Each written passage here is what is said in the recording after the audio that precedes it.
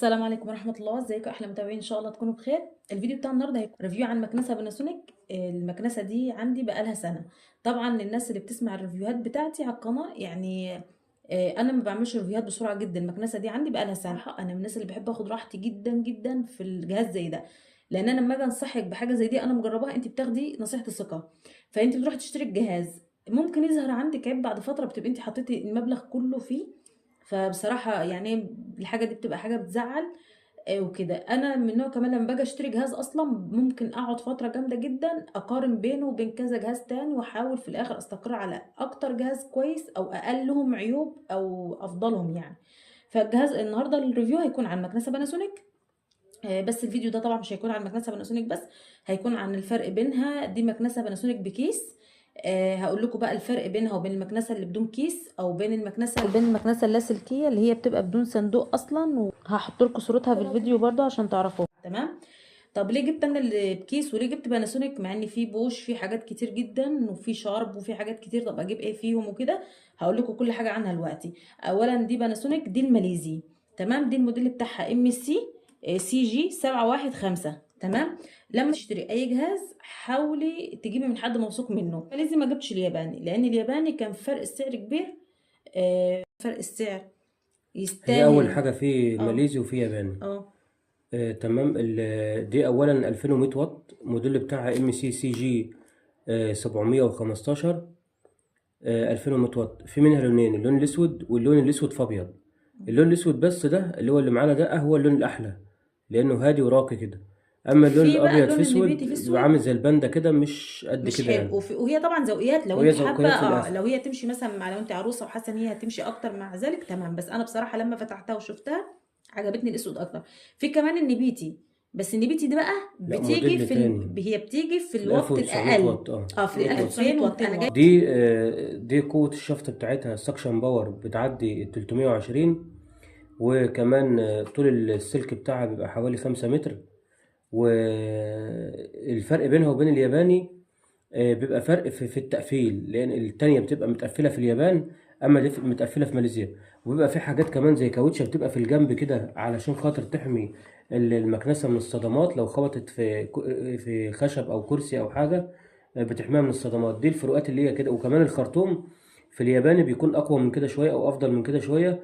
وكمان اللي هي الرجل بتاعتها، اللي هي الكفة بتاعتها، بتكون البلاستيك بتاعها أفضل شوية من كده. افضل شويه من البلاستيك بصوا، ده. هي التانية بس بصراحة الكفة بتاعتها بتكون أفضل، دي بس بتبقى أكبر، وبيبقى هنا فيها مميزات، هنا بيبقى فيها مميزات وإمكانيات أكتر من كده، يعني فيها حاجات كتير بس عن دي. احنا كنا شارين دي مثلا ب ولكن 7000 هي جنيه هي فرق السعر مش ما احنا كنا يستاهلش شارين دي ب يعني. 7000. التانية بتوصل سعرها من 12 لغاية 14000 جنيه تبع المكان اللي بيبيعها. يعني تقريبا بس الضعف تقريبا الضعف. بس فرق السعر مقابل بالنسبة جودة. للمواصفات، والجودة ما يستحقش كده نهائي. هي ممكن مثلا لو فرق 2000 جنيه ماشي تتقبل، لو فرق مثلا 1000 ونص، أقصى حاجة 2000 جنيه. لكن تبقى فرق 5 6 7000 جنيه كتير، ما تستحقش بصراحة فرق السعر ده. بفرق السعر ده أنا أشتري مكنسة تانية كمان، اه، يعني يعني أبوظ نزود دي 2000 جنيه ونجيب وأجيب مكنسة مكنسة تانية تمام. كمان. طيب بالنسبة بقى احنا ليه اخترنا بالكيس؟ في الكيس وفي البرميل وفي اللي هي البابلس اللي بدون كيس، وفي اللي هي اللي بتبقى جاهزة من فوق دي. بالنسبة للبيوت والشقق، لما تكون شقة كبيرة دي بتكون عملية أكتر بالنسبة للي هي الكيس، لأن الكيس بتاعها 6 لتر، ما بتملاش بسهولة. فبالنسبة للكيس بتكون عملية أكتر كتير من اللي هي إيه بدون كيس. اللي بدون كيس فيها ميزة إن هي حكاية الأتربة وكده والتنظيف. هي كل حاجة ليها ميزة وكل حاجة ليها عيب، بس احنا بنختار الحاجة الأقل عيب وأكتر ميزة يعني. دي بكيس. هو طبعا العيب الوحيد في دي إن هي تنظيف الكيس، بس ده العيب الوحيد. إن هي كمكنسة قوية جدا. عيوبها بتبقى قليلة. عايزة أقول لكم على حاجة، كل ما الجهاز زادت يعني زادت اللي هو عارفين هي التكنولوجيا بتاعته، يعني اللي هو يعني ايه، اتحط له علبة، لا اتحط له مواصفات. كذا كل ما زادت مواصفاته كل ما كترت عيوبه. المكنسه اللي بعلبه هي ميزتها الوحيده ان هي بتتنضف بسهوله بس، ولكن عيوبها كتير جدا. الفلتر بتاعها بيبوظ بيبوظ بسرعه بسرعة، جدا. والعلبة نفسها ممكن والشفط بتاعها بيقل مع الوقت، يعني قوه الشفط بتقل مع الوقت. طب بالنسبه دي الفلتر بتاعها بيعيش معاكي وقت طويل جدا جدا جدا. وغير كده الكيس هي بس عيبها الكيس، وقوه الشفط بتاعتها عاليه جدا. والله عايزه اقول ما لكم بقالها بتقلش. سنه، بقالي سنه انا هي على على اوطى، الميني. على الميني، على اوطى سرعه عندي، ما ما بنجيبهاش بعلاش للماكس ما نهائي. بعلاش خالص، يعني ما بعلاش. هي بصوا هي مؤشر اصلا، هي عباره عن مؤشر مش درجات. هي بصوا اول حاجه ده انت بتشغلي من هنا زي ما قال لكم طول السلك 5 متر، انت بتشغلي من هنا وبتشدي السلك من هنا، تمام. هنا بقى انت بتبداي تعلي درجه بدرجه، يعني بصوا حوالي 4 5 درجات 6 درجات، يعني زي ما بتوصل معاكي. انا عامه ما بعليهاش خالص، لو احتجت عليها يعني بعليها درجه. لو انت بالنسبه ان انت عايزه تجيبي الماليزي تجيبي الياباني، طبعا الياباني اغلى من دي زي ما قلنا لكم تقريبا الضعف. لو انت مش هيفرق معاكي المبلغ اللي هتحطيه، تمام، هاتي الياباني، فيها حاجات حلوه ومكنسه كويسه. ولكن لو انت هيفرق معاكي وعايزه حاجه كويسه، دي مش هتفرق كتير عن الياباني. ولو فرق السعر طبعا هيفرق معاكي، لا خليكي في وبعدين دي دي. كده كده افضل من بوش، وافضل ودي افضل من من حاجات الحاجات كتير، التانية دي كلها. خليكي في دي، تمام. وفرق السعر هاتي بيه حاجه تانية، ممكن تجيبي المكنسه التانية مثلا اللي هي اللاسلكيه اللاسلكيه اللي بتبقى بايد بس بدون صندوق. دي يعني، ولا اللي بعلبه ال جي والحاجات دي، لا دي. طب باناسونيك ولا بوش ولا ال جي ولا كده؟ لا لا، باناسونيك. باناسونيك قويه جدا، كنت شفتها عاليه جدا، مكنسه حلوه قوي، تمام. بوش كويسه، ال جي كويسه. بالنسبه اللي هو انت يعني ايه، هي حلوه كمكنسه، ولكن الافضل في كل المكانس هي باناسونيك. وعلى فكرة باناسونيك هتلاقي ناس، في منها من اول 1700 واط لغاية 2500 واط بس. لو انت بس قليل شقتك، جدا جدا لما تلاقيها في مصر ال 2500 وال 2300 واط. بس اكتر حاجة منتشرة في مصر 2100 وال 1900. بس النصيحة يعني اللي عاوز يشتري دي كويسة جدا 2100 واط. الزيادة عن كده بتبقى تقيلة في وزنها، وكمان قوة شفط زيادة مش محتاجينها. كل ما الجهاز كانت قوته عالية في أي جهاز، يعني سواء مثلا أي جهاز يكون مثلا وليكن فيه مثلا 700 واط وفي 1000 واط، أجيب الألف. كل ما أطلع لفوق كل ما يكون هو هيريحها هي أكتر بعدين في الاستخدام، وهيعيش معاه العمر الطويل أكتر. طيب بالنسبة بقى برضو للمكنسة اللي هي بتبقى بإيد بس دي، عارفين المكنسة يا بنات اللي بتبقى إيد كده، وهي الجهاز يعني الموتور بتاعها بيبقى هنا.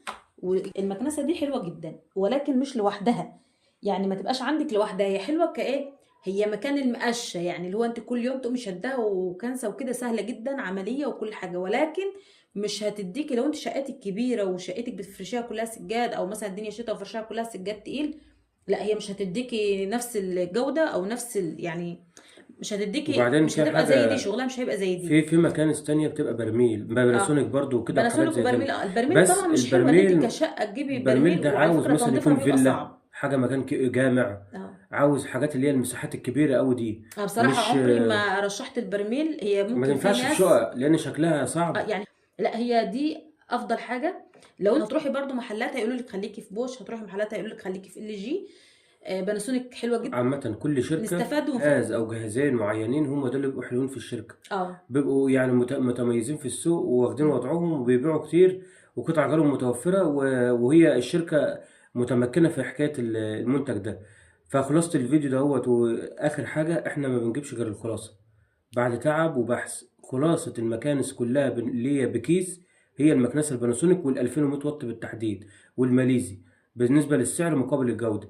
أما بالنسبة للي هي البابلس اللي هي بدون كيس، فقدام ال جي ال جي وبوش، ما أنا قلت ال جي وفي وبوش. باناسونيك على فكره من غير كيس ال برضو. جي هوريكم بس بسرعه برضو، وانا القطع بتاعتها وكده عشان برضو ما نطولش الفيديو اكتر من كده. آه دي الكفه بتاعتها يا بنات، ماشي. هي طبعا انتوا عارفينها طبعا بتركب، هي بتركب كده طبعا، ماشي. دي بتتحط في المكنسه، يا اما بتتحط ورا كده، تمام، في لها جزء من ورا هوريكم اهو، بتتحط كده في الجزء اللي ورا، يا اما بتتحط هنا كده وهي واقفه، يا اما بتتحط كده زي ما انتوا شايفين كده اهو، تمام. ليها دي طبعا دي بتلف معاكي هي بصراحه استخدامها والله حلو جدا ومريح بصراحه، بتوديها كده بتيجي كده بتيجي، تمام. ليها هنا الجزء ده برضو. الكيس ده يا بنات انا حطاه عشان احفظ، يعني كل فتره بقوم مغيراه، يعني انا الجزء ده كل فتره بروح مغيراه عشان احافظ على المكنسه، تمام. وزي ما قلت لكم دي اللي بتعلي السرعه وتقلل، ودي اللي بتسحب السلك، ودي اللي هو بتشتغل منها، تمام. السلك بتاعها طبعا اهو هو في بيبقى مكان 5 متر. ورا إن هي تشتغل بلور. او بالحق هي انت لو عايز تشغليها بلور بتشغليها، لها مكان ورا من ورا بيشتغل من هنا، بلور، تمام. أيوه. طيب وهنا برضو بصوا ومكان هي الفلتر ورا برضه. انت واقف. لا بصوا انتوا بتطول وتقصر من هنا اهو، شايفين دي كده اهو. تمام. طيب كمان هنا اهو في الايد بتاعتها دي بيبقى جايه، بصوا الايد بتبقى جايه كده، بتمسكيها كده بتبقى جاي معاها دي في هنا فتحه هنا اهوت للهواء، ودي دول بقى انت بتحطيهم في بعض، دي بقى للستاير. دي لو انت عندك حته جزء مثلا في الانتريه كده في الركنه في كده تمام. ودي برضو بتيجي فرشه كده برضو لو انت عايزه تنضفي بيها انتريه، تنضفي بيها حاجه، يا اما تركبي دي لوحدها يا دي لوحدها لو انت في مكان ضيق، يا اما الاتنين في بعض كده اهو. لو انت عايزه تركبي دي بتركبي الاتنين كده اهو. تمام كده دي الجزء. وكمان هنا لو انت مثلا بصوا شايفين الجزء ده، لو المكنسه لو انت مثلا بتنضفي ستاره، او لو انت مثلا حاجه خفيفه حافظه مثلا فبتترفع معاكي وانت بتكنسي، فبتفتحي فتحه التهويه دي، فيعني ايه ما بتخليش قوه الشفط عاليه بالنسبه للحافظه او الستاره او كده، فتشفط معاكي في المكنسه. تمام. وبتخليها على اقل سرعه. وعايزه اقول لك ان اقل سرعه اصلا عاليه جدا، يعني اقل سرعه هتشفط معاكي الحافظه الهواء دي علشان خاطر وهتشفط معاكي الحوافظ بتاعت الحاجات السجاد الخفيفه، والحاجات الخفيفه. اي حاجه خفيفه لكن عشان لو ما على سجاد عادي تتشفطش. تتقفل عادي. انما لو على سجاد بتقومي انت قافله. وكمان في حاجه، هي لو انت هتشغليها على بلاط بتفتحي دي، بصوا بتدوسي هنا على الكفه دي. بتفتحي المكنسه، بتفتحي الفرشه دي ماشي، وبتكنسي. لو انت بقى كده بتقومي قافلاها من هنا. تمام. ولها برضو فتحه بلاور من ورا.